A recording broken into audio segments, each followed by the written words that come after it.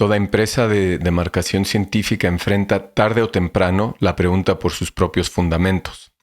Karl Popper formuló el principio de falsabilidad como criterio para distinguir enunciados científicos de enunciados metafísicos. Una proposición tiene carácter científico si y solo si es susceptible de ser refutada por la experiencia. El gesto resulta elegante, casi quirúrgico. Separa aparentemente la ciencia legítima de la especulación. Sin embargo, la elegancia del corte oculta una herida lógica que Popper jamás suturó. El propio criterio de falsabilidad no es falsable. No se trata de un señalamiento menor ni de un tecnicismo marginal. Es una paradoja estructural. El principio funciona como una metanorma, una regla sobre las reglas, que opera desde un lugar exterior al campo que pretende legislar. Dicho de otro modo, la falsabilidad es un enunciado prescriptivo sobre la ciencia que no puede, por definición, someterse al procedimiento que exige de todo enunciado con pretensión de validez. Es, en sentido estricto, un axioma. Y como todo axioma, descansa sobre un acto de fe racional, sobre una decisión que antecede a la verificación. Aquí conviene distinguir con precisión dos niveles que el discurso cientificista tiende a colapsar.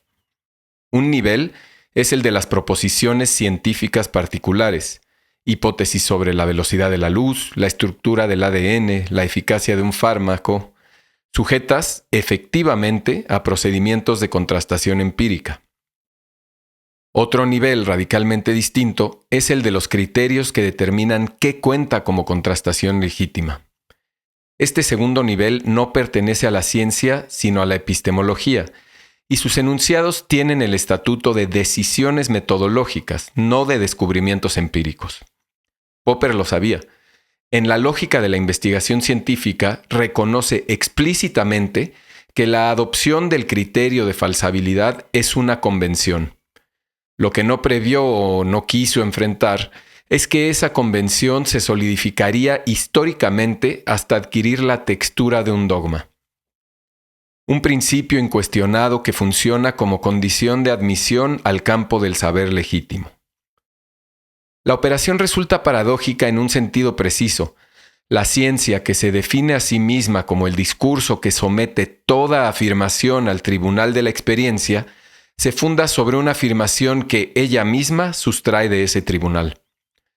Hay aquí una estructura que el psicoanálisis reconoce con facilidad, la de la excepción constitutiva. Un conjunto se cierra precisamente mediante un elemento que no pertenece a la lógica interna del conjunto. El padre de la horda primordial, en la lectura freudiana que Lacan retoma y formaliza, es aquel que, al no estar sometido a la ley de la castración, la funda para todos los demás. Del mismo modo, el principio de falsabilidad opera como la excepción no falsable que sostiene la norma de la falsabilidad. Lejos de ser un hallazgo accidental, esta estructura revela algo sobre la naturaleza misma de todo sistema normativo. No hay metalenguaje que no exhiba en algún punto su propio agujero. La consecuencia para el debate sobre el estatuto científico del psicoanálisis es directa. Cuando se descalifica el psicoanálisis por infalsable, se lo juzga desde un criterio que comparte exactamente el mismo rasgo que le reprocha. La acusación no es inválida por ese motivo, puede haber razones para preferir la convención popperiana, pero deja de ser autoevidente.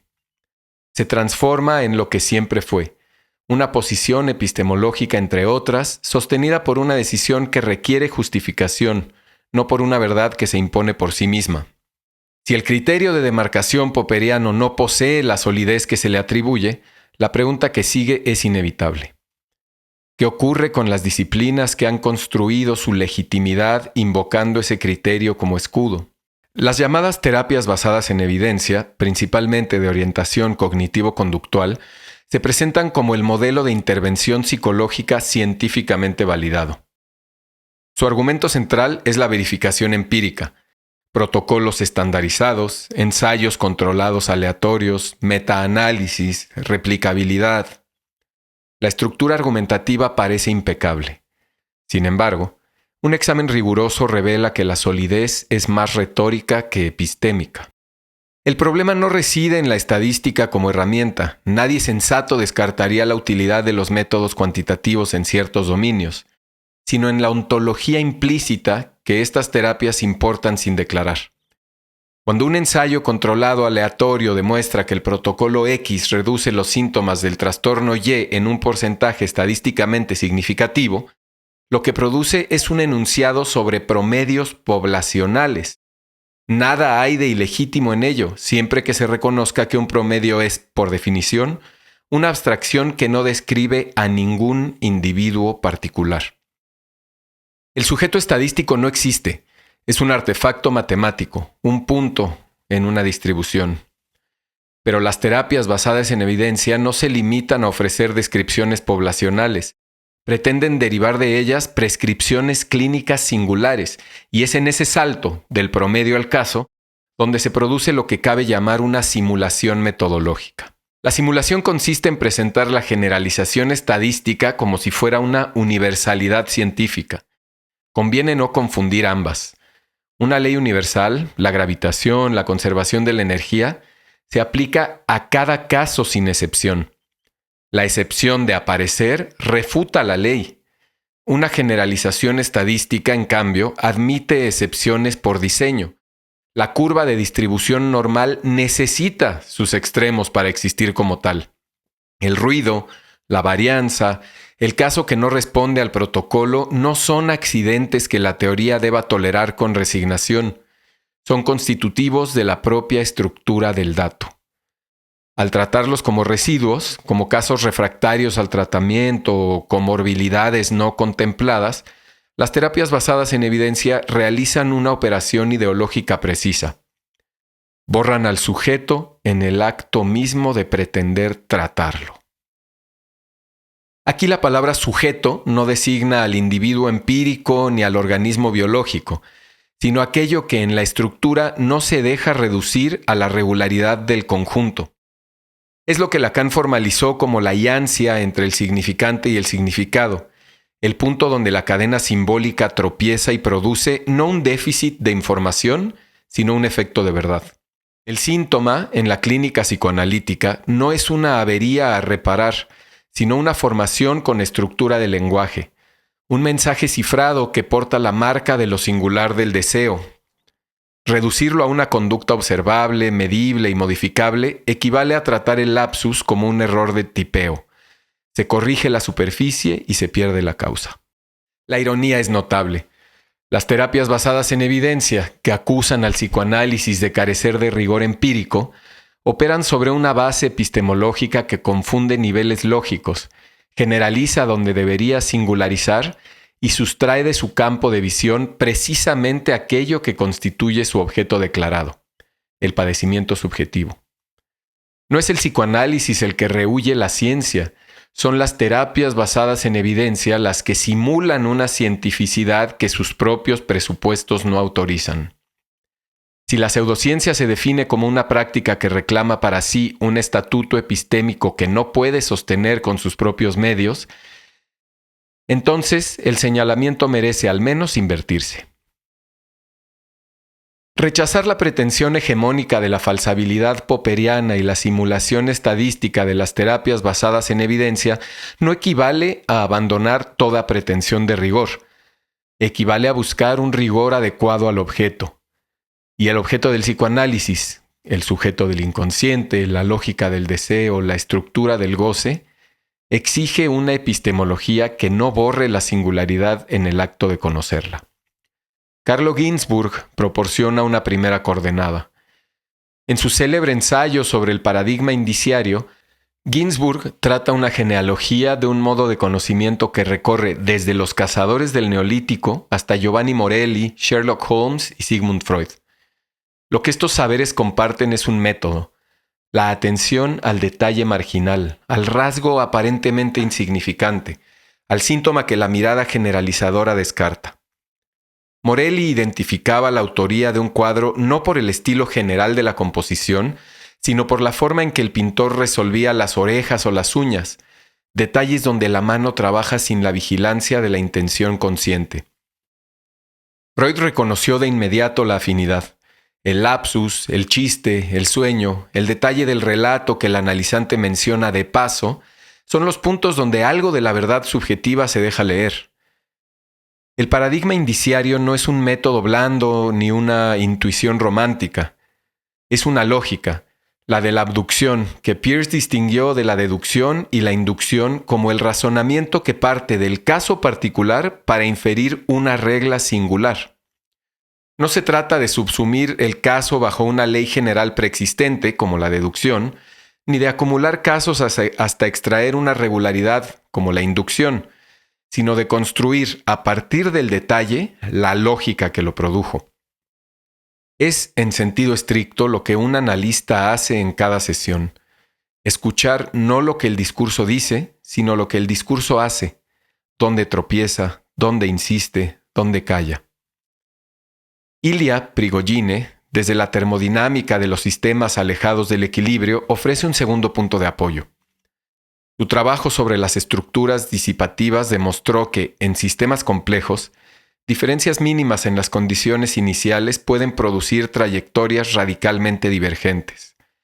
El determinismo clásico, la fantasía de que conociendo todas las condiciones iniciales podríamos predecir el estado futuro del sistema, se revela como una idealización que solo funciona para sistemas cerrados, lineales y en equilibrio. Los sistemas vivos, los sistemas sociales, los sistemas psíquicos no son nada de eso. La relevancia para el psicoanálisis es precisa. Si la singularidad de una trayectoria subjetiva depende de condiciones iniciales que no se dejan reducir a variables discretas y cuantificables, como la contingencia del encuentro con el deseo del otro, la incidencia de la Lang sobre el cuerpo, el modo particular en que se anudaron lo simbólico, lo imaginario y lo real, entonces ningún protocolo estandarizado puede dar cuenta de ella sin mutilación. Prigogine no relativiza la ciencia, la complejiza. Muestra que la irreductibilidad de lo singular no es un obstáculo para el conocimiento, sino la condición misma de ciertos objetos. Georges Canguilhem, maestro de Foucault y filósofo de la medicina, aporta una tercera coordenada que desarticula la identificación entre salud y normalidad estadística. En lo normal y lo patológico, Canguilhem argumenta que la salud no consiste en conformarse a una norma exterior, el promedio poblacional, el rango normal de un parámetro biológico, sino en la capacidad del organismo para crear sus propias normas. Lo patológico no es la desviación del promedio, es la reducción de la capacidad normativa, la fijación a una norma única, la imposibilidad de generar respuestas nuevas ante condiciones nuevas. La resonancia con la clínica lacaniana es inmediata. El síntoma neurótico, en su dimensión de sufrimiento, no es una desviación respecto de un estándar de salud mental. Es una solución, rígida, costosa, pero solución al fin, que el sujeto ha construido frente a lo imposible de la relación sexual, frente al agujero en el otro. La dirección de la cura no apunta a la normalización del sujeto, a su readaptación al promedio, sino a la posibilidad de que encuentre un modo menos costoso de arreglárselas con lo real, lo que Lacan en su última enseñanza pensó bajo la categoría de Santom. Canguilhem proporciona la base epistemológica para sostener que una ciencia del viviente y a fortiori del sujeto no puede medir su rigor por la capacidad de producir normas universales, sino por la capacidad de dar cuenta de la normatividad singular de cada caso. Alain Badiou lleva la cuestión al plano ontológico. Su tesis es que el sujeto no es un dato de la estructura, sino lo que adviene cuando la estructura se agujerea, cuando un acontecimiento, irreductible a la lógica situacional previa, rompe la consistencia del saber establecido y exige un proceso de fidelidad. El sujeto para Badiou no preexiste al acontecimiento. Es el proceso de sostener las consecuencias de lo que ocurrió en el punto de ruptura. La afinidad con la concepción lacaniana del sujeto como efecto de la cadena significante, no como sustancia, no como agente, sino como lo que se produce en el intervalo entre un significante y otro, es profunda. El sujeto del inconsciente no es el individuo que llena cuestionarios y reporta síntomas. es lo que aparece en el acto fallido, en la sorpresa, en el corte de la interpretación. Es estrictamente un acontecimiento, algo que tuvo lugar sin que ningún saber previo pudiera predecirlo, ni ningún saber posterior pueda absorberlo sin resto. Si Badiou tiene razón, si el sujeto es del orden del acontecimiento y no del estado de la situación, entonces toda ciencia del sujeto que pretenda operar mediante la clasificación, la predicción y el control estadístico está literalmente mirando en la dirección equivocada.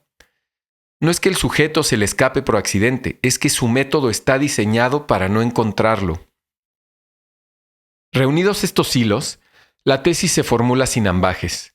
El psicoanálisis lacaniano no es una terapia alternativa que compite con las terapias basadas en evidencia por el mismo mercado de la eficacia adaptativa. Es una práctica epistemológica radicalmente distinta, una ciencia de los límites de la ciencia, cuyo rigor no se mide por la capacidad de predicción masiva, sino por la honestidad de dar cuenta de la lógica de lo que, en cada caso, se resiste a la generalización. Ese rigor tiene un nombre: ética. No la ética como código deontológico ni como prescripción moral, sino la ética tal como Lacan la formuló en el Seminario 7. La exigencia de no ceder en el deseo, de no retroceder ante lo real.